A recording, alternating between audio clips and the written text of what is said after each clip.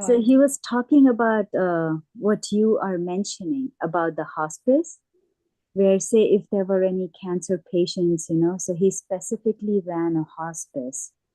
And he has even a lecture about it, of how incredible it was and how it transformed and changed and how it was all about just serving, which was beautiful. So, Yeah. yeah. So it's good work. And, so we're expanding that area of our hospice work because we are a nonprofit. We have 80 employees, most nurses, social workers who are certified by the government, but they work with what's end of life medical issues, and we have a doctor, a full-time doctor, and the specialty is end of life. It's very different than other medical professions, but they love it. They love the work they do, and they love helping in that arena. It's hard work. It's very hard work. Now, here's an interesting thing. There's a significant percentage of people that die alone. Mm, mm. Most people no longer want to die in the hospital, and the hospitals don't want them to die there either because it's expensive for the hospital. Hospitals are so money oriented. Ay, ay, ay. Anyway, but people want to die at home, which makes sense. That is you charge your space with your electrical body, right? I mean, you are your space and your space is you. So, of course, you want to die in that space. You want to die in the space that you've created. And there's not a small number of people that wind up needing, that don't have anybody. Sometimes the only person they see is the hospice worker that comes and helps them. Crazy, huh? Didn't EJ work in hospice for a few months as well? Oh, I don't know if he's worked. I don't.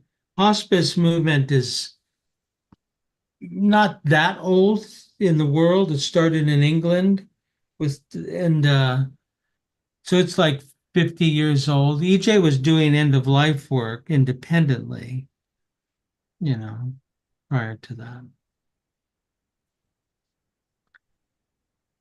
So Okay. you asked what I Hey, I was didn't doing. notice Bernie. Yeah, Bert. Bernie came in here. Hello, Bernie.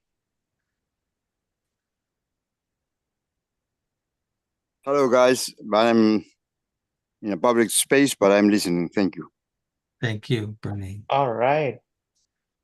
Okay.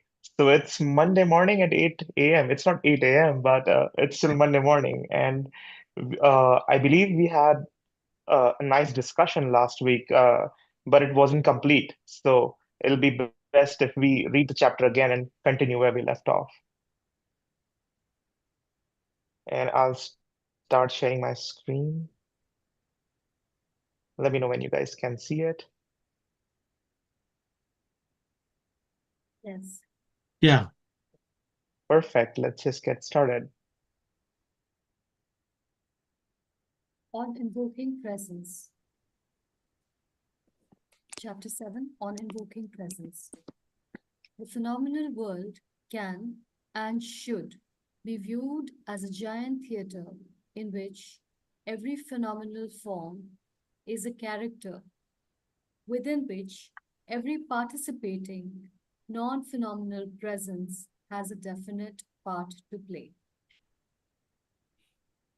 It can easily be seen how everyone can play his or her part, either voluntarily or involuntarily, either well or badly. But if We are players on a stage for whose benefit is this eternal, perpetual performance in which every moment is captured and frozen forever in a matrix of space and time, through which our non phenomenal action passes as a wandering traveler, producing the compelling illusion of personal participation and even self initiated action.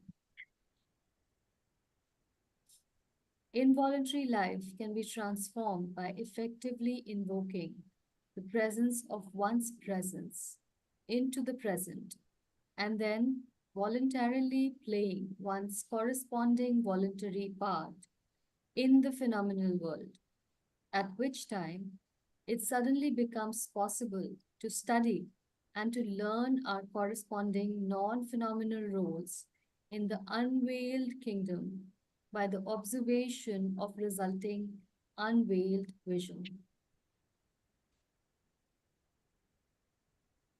Asked if he would be willing to demonstrate this unveiled vision, he answered with a sigh. Once, maybe when I was young, I might do it for a pretty young lady. Now, I can only afford to perform these little tricks for a very rich dowager with a correspondingly fat checkbook. Of course, strictly for the benefit of the work. He threw his head back and rumbled with deep laughter at his own joke, which was, by and large, lost upon most of the group. Under circumspecial conditions, he continued, it is possible to temporarily or momentarily artificially lift the phenomenal veil, taking the opportunity to see how easy it would be, if our vision were unobstructed by organic conditioning. To attach to the various organic conditioning to attach to the various impressions and sensations proceeding at any particular moment, any significance whatever. For the moment, at least, while temporarily free from the influence of the phenomenal veil, one is also momentarily free from the influences of organic fixations and is able to accept new categories of visions and ideas, new lamps for old. Although organic fixations will soon reassert themselves. When the non phenomenal presence is isolated from the organic present, one may feel higher emotion of irony, detached from the sensation of sarcasm or cynicism. One may observe the activities of the machine world in utter isolation from significance. In the middle of it all, one may feel the impulse to laugh at the inexorable momentum of the organic machinery of life.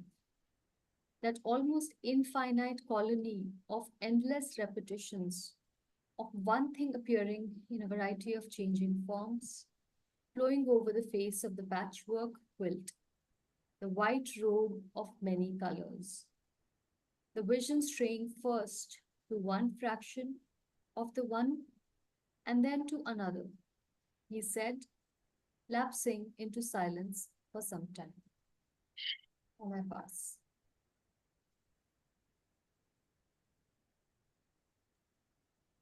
After several minutes, R asked a question she had been reserving for what seemed like the right time. I have been making attempts to place a source of attention in various locations in my body to see where it reverberates naturally, she said. Where did you get such an idea? She thundered. You have not now enough to do without inventing new ideas? Think of yourself as a factory worker in an assembly line working quietly without fantasy or glamour. I do not wish to discourage the spirit of experimental adventure, and especially since your idea is a useful one, something which has a definite place in your work, to prepare yourself to take your place in the great circle of invocation. But first, a factory worker must learn to live with boredom and repetition, he added in a softer tone. We all begin our careers as factory workers only when we agree to descend intentionally to the lowest gallery in the factory as ordinary production line workers. This first struggle against our vanity, our belief in some imaginary exalted state, which is our supposed birthright, really the first barrier to work, precedes all other work, even the earliest attempts to obtain data about the work. And I pass.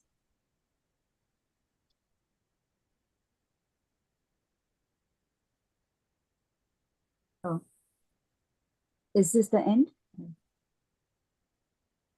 No.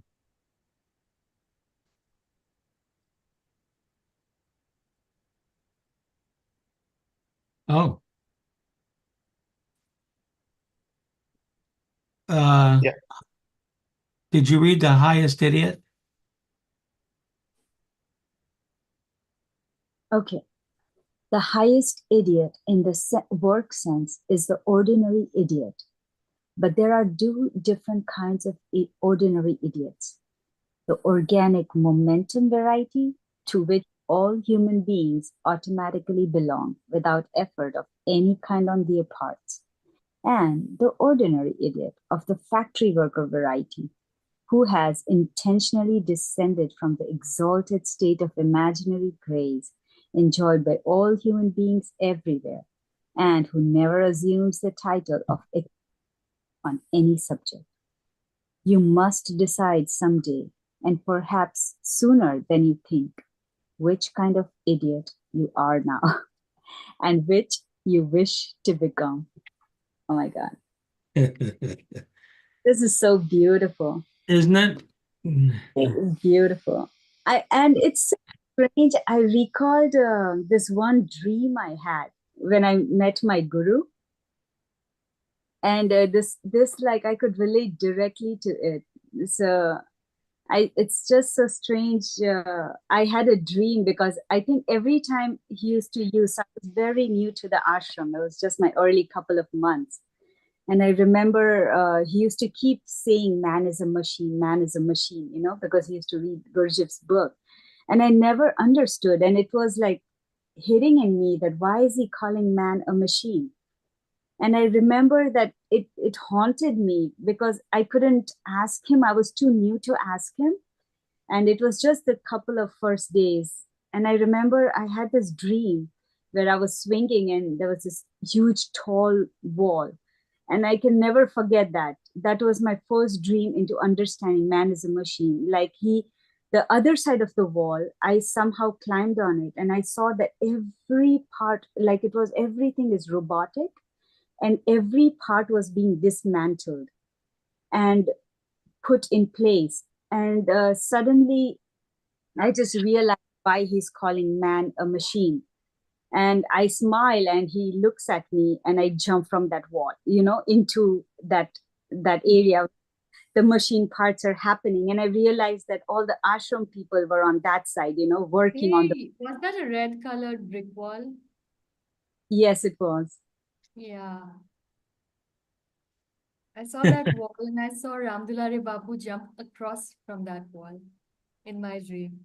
Oh, wow. What's the chance? So they Yeah. were Ramdulare Whoa. Babu. And I remember after I jumped down, I had a sudden vision that the next vision was that on that same swing where I was swinging by myself, I'm sitting with Bhagwan and he's like, we're both swinging together. And I just smile at him that I understood, you know, and he just smiles back. Like that was the end of the dream. But it was so amazing. And then the last sentence where it says that, you know, you have to decide which kind of idiot you are now and which you wish to become. I remember that before I started the tent life, you know, I think I've mentioned this here, but Bhagwan had always asked me that, you know, from Gogun to wherever, you know, he just put in Gogun and he's from that person to wherever there is a whole range of people. You have, Yes. yeah, Yeah. you have to just figure out, what you want to become. And I can never forget that, because Gogan is like one character in the ashram who's pretty crazy, like he's a madman, like he hits people, and he's like running after monkeys, with a stick, and at the same time, like, yeah, he was a worker basically, but he was very different, so I remember, yeah. But sorry, I just don't know. That's also interesting, Bhavini, because the first time I went to the ashram, after I met a few people, he asked me, "So, who all have you met in the ashram?" And I took names of a few people. So he's like, "Okay, you've seen the entire range."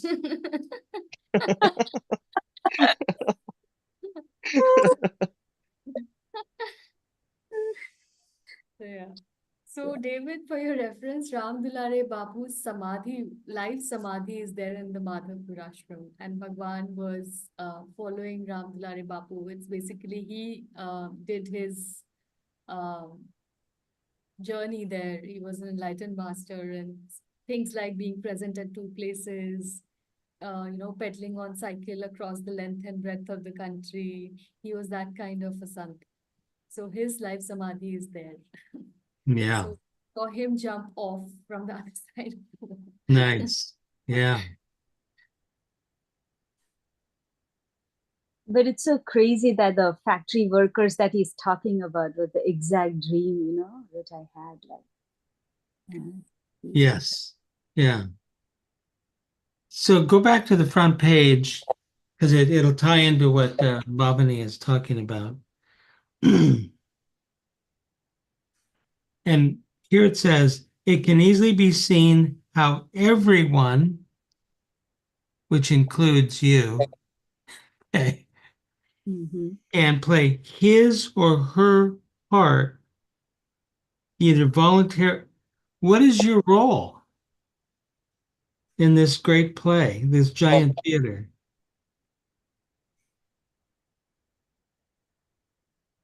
I don't know yet. Not yet figured out. Right? Yeah. But it's there. That's the point. It's there. It's I don't care what you do or who you are or what the situation is. Your signature is on in this play.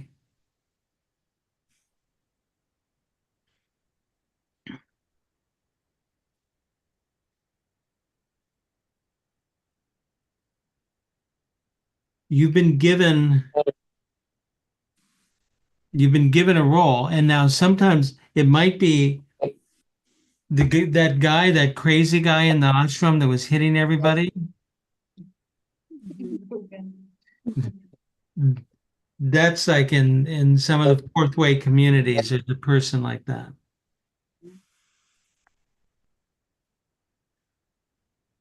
Maybe you're that person. Oh, yeah. Oh, her. Oh, God. And then who was that lady who would, help Swatima? Nainabin? I don't know. No, no, no, no. The tall lady with the Oh, square. yeah. Yeah. I'm not good with names, but Gogan is the only one I remember well. Oh, yeah. No, I know. Kiri. Yeah, yeah. Kiri, yes. Yeah. So think about it in another strange way, like right now. I always do this because I'm always so impressed with it. Right now, there's 8 people on this call, right? We're studying a small number of 8 people studying arguably some of the most esoteric literature there is. This isn't beginning literature. This isn't reading poems of Rumi together or something. This is diving into the depths and the mechanics of the the great theater that we are all part of. How many people on the planet are doing this right now? Let's just say all day. I'll give you 24 hours. I don't care how big a number you imagine, and you can say, well, there's like 10 million monks right now and nuns, and compare that to 8 billion people. It's a teeny. So we're giving voice to something. Now, even though it's like on this Zoom and Nikhil and his library there is recording it, it's getting out into the world too, isn't it? We're speaking this into the universe.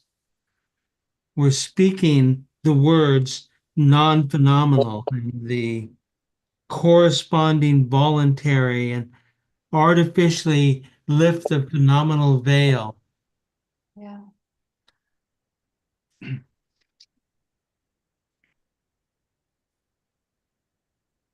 So you don't have a choice to say, are you going to play a role or not? You are playing a role.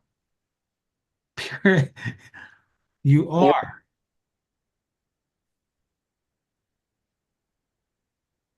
I think everyone has its own specific role.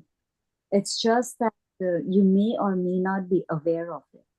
Like you feel this is a master design, like master plan, and we are those ants, that cannot see the whole picture, but we are right there in that very moment for that very thing, and Yeah. It might be for one small act, Bhavani. It might be one little teeny act, and that was it, right? But look at what he says later on. He says, when he's talking about the production workers and the factory workers, and he goes, the first struggle against our vanity, and this is vanity. It's the first struggle against our own vanity is our belief in some imaginary exalted state, which is our supposed birthright. Oh my gosh, talk about my vanity is so huge right now because I mean I see like da, da, da, dee, da, da, da, da, da.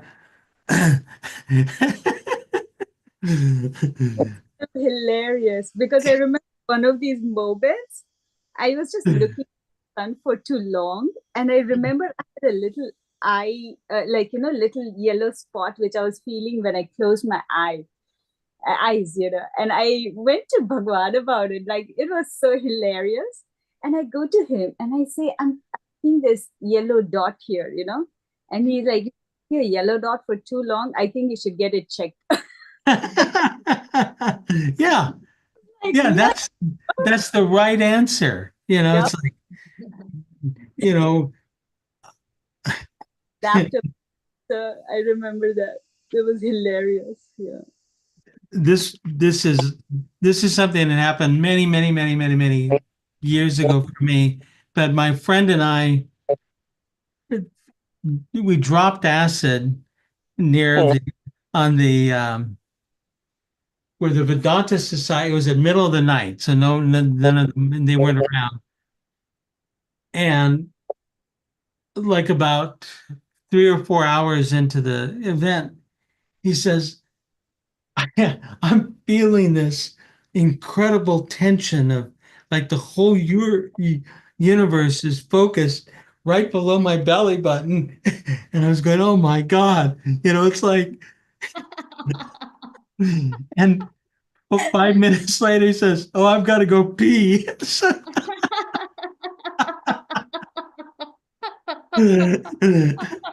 Oh.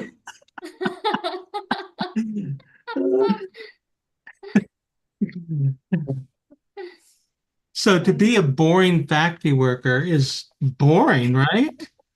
I mean, we're too cool for that. But you look at some of the people who I can think of right now as the boring factory workers that just get stuff done, like Pat.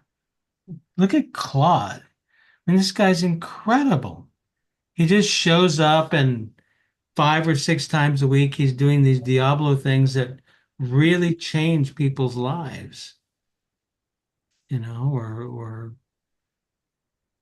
people that go do shopping and things like that for the land. It's important. Even if we don't look at people and just look at animals and birds around us and bugs Yeah. around, I mean, you see a spider, the way it keeps weaving its web over and over and over again. Even if it breaks, he keeps at it. Like you look at ants, they keep at it. You look at birds, constantly going for food, going back, feeding. Like Nice. every bug, every insect, every living being around you is actually following that pattern, except for. Nice.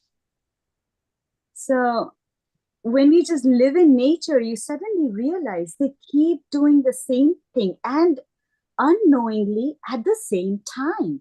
Yeah. I remember there was this time where I used to feed the fish. And, there was a time I was practicing singing.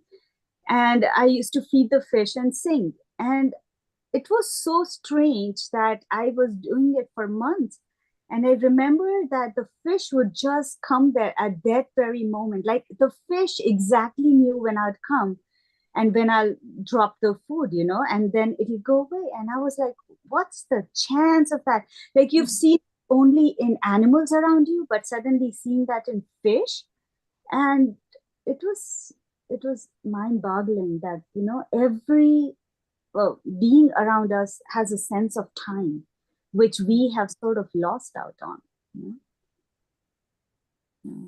Yeah, before we go any further, I just want to make sure that Nishant has a chance to say something that he's been trying to communicate us for weeks now. I think last week we were almost at the end of the hour, and Nishant wanted to say something, and I just want to make sure that we go through that. Yes. Nishant, are you there? Do you remember? Is he here? Maybe not. That's the first thing I thought of when I joined. I'm like, oh, we have to remind Nishant to tell us. Oh yeah, because yeah, it was I think from the past 2 weeks. At the end, Nishant would say, let's just talk about it next week," and then it went on for another week. And I guess it'll keep going on. it's a good work on himself. Yeah. All right then. Yeah. The highest idiot in the work sense is the ordinary idiot. Yeah. You know, So from the last paragraph, it looks like there's no escape from being an idiot. I think there's no escape from it. There's no escape of it, but we can become conscious of it. Okay. We can become voluntarily or involuntary. Yeah, we can become a conscious idiot. And this is one of the great gifts of this chapter, right?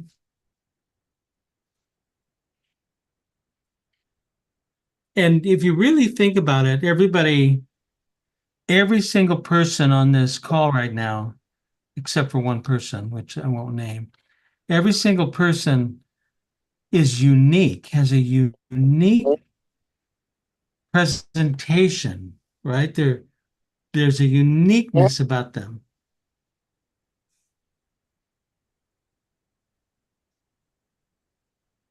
And blended together, what do you have?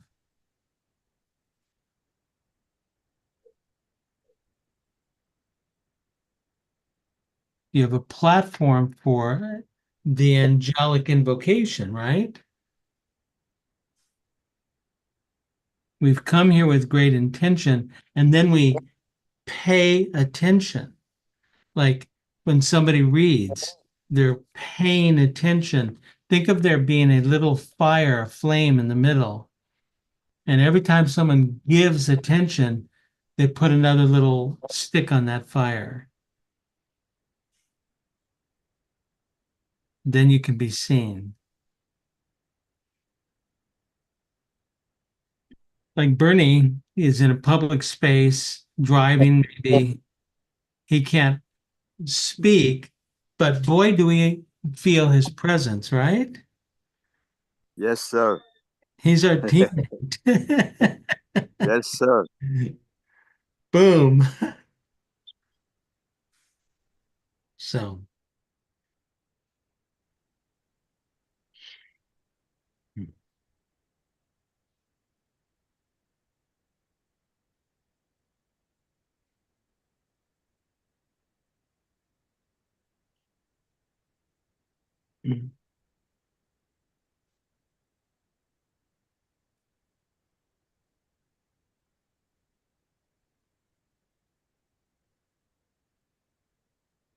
I thought this is interesting for me, this seeing this for this, the first real barrier, is this barrier that I place on it of my own ego, envisioning, what it should be.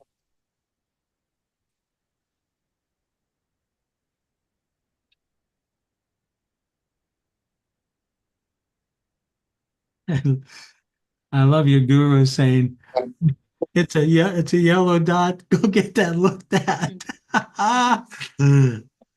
Perfect. You need some help.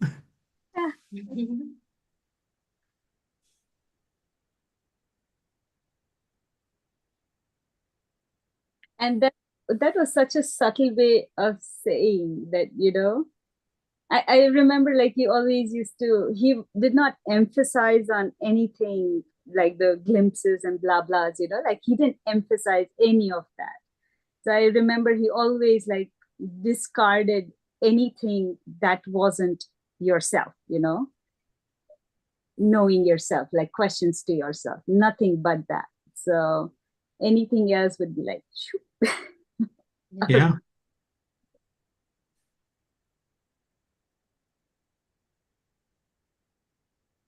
It's the same with EJ. I love that. Yeah. Like a no nonsense attitude, right? Like Sure. that's what you need.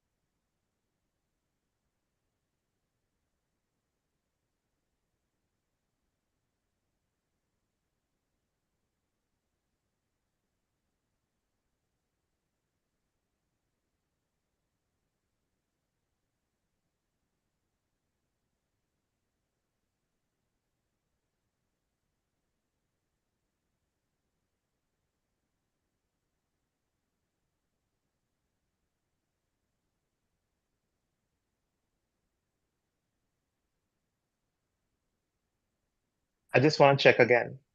Nishant, are you there? Any chance we can talk about what you wanted to talk about?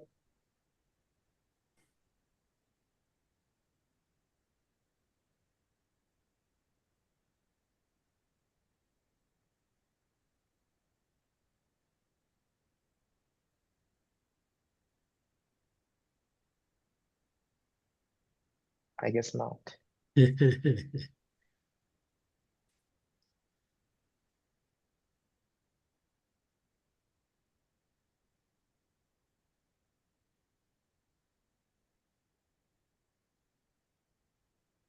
Okay, I guess I can stop sharing my screen here. Hey,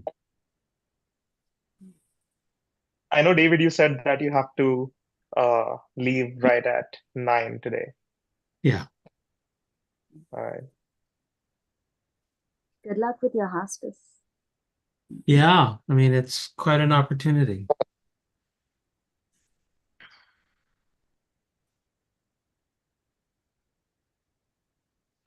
So it's a hospice in Grass Valley. Yes. Yeah, it serves our county here, Nevada County, it's called.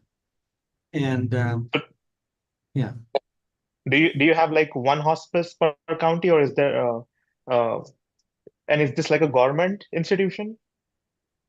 um, it's not government. It's a nonprofit charitable organization.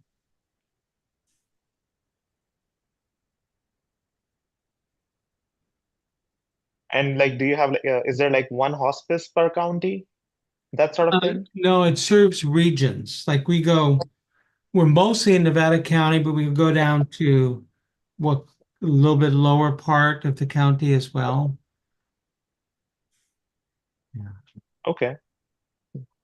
Well, but I just got a word from Violet that she just made it to Florida, Whoa, and she's looking forward to be back when she's settled in.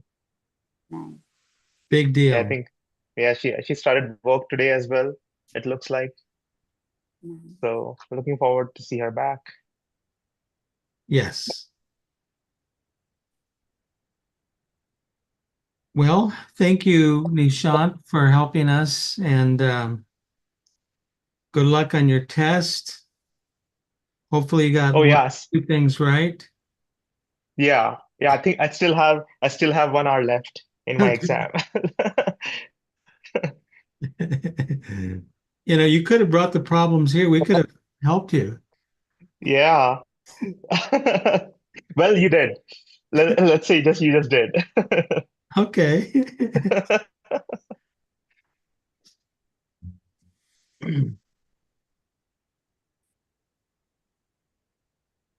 Today we have all the time and we will have Nishant. Well, at this point, it's almost funny now. Good. The Good. way he usually remembers at the end of the meeting, and he says, "Oh, okay, let's just talk about it next week." Now it has become some sort of mystery.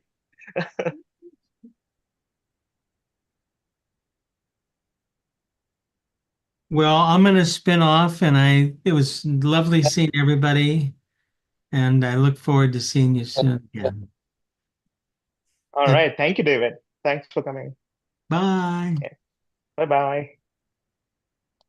And I guess thank you all guys for coming. And I guess if anyone has anything to say, we can continue discussing or we can just meet next Monday. You guys let me know. Hello, Thank Michelle. you. We can see you finally. Thank you. Bye bye. Bye, Bernie. Thank you, Bernie. See you guys next week then. Okay. Sorry, Nishant. Michelle, can I Yeah. please take care of yourself.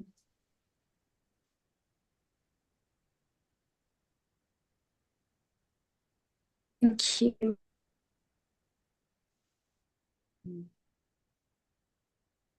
Oh, Nishant has put in the chat. I have something we'll discuss next week. All right. All right.